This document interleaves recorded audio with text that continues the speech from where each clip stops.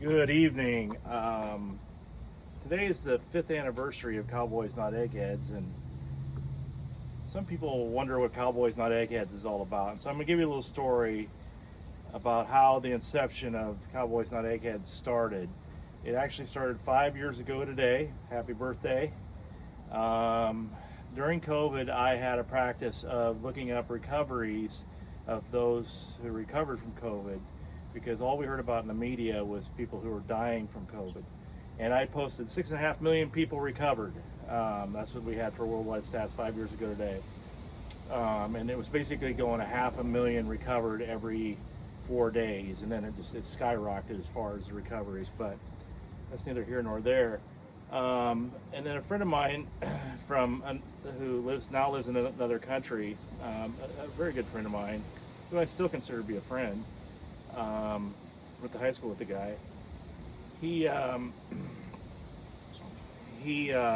vehemently disagreed with my assessment of recoveries, and he told me it was a false narrative.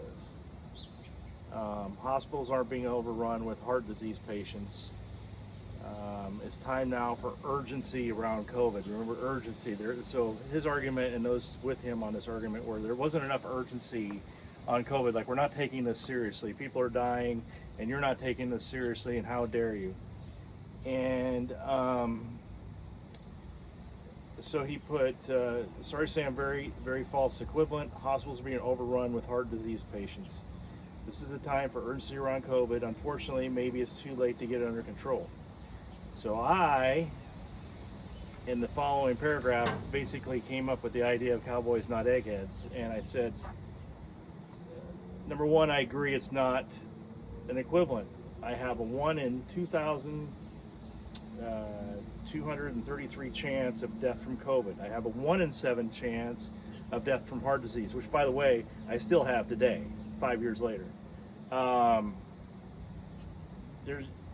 That's nowhere close to being equivalent. You were 100% right. Thank you for pointing that out.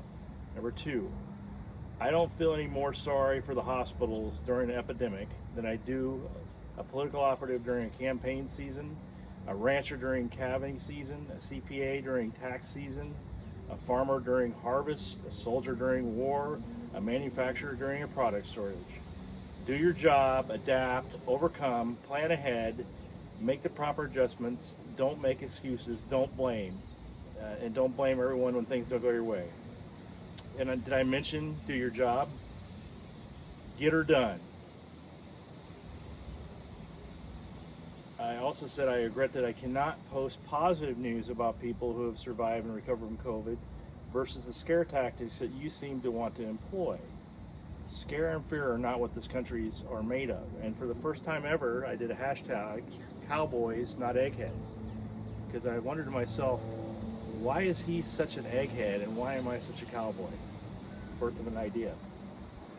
And he came back and said, it was an entirely unempathetic response that I gave, and he feels sorry for me if that's the way I really feel, if that's the way I really felt. And he said the friend that he knew back in high school wouldn't have had those things, would have said those things, and wouldn't be so heartless. So I was being heartless.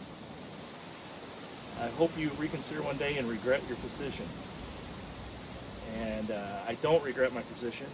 And I actually thank my friend, who still lives in another country, that, by the way, locked down,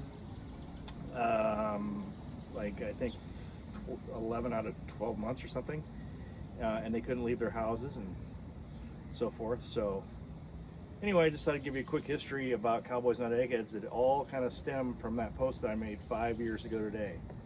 Cowboys, Not Eggheads. It's now a podcast.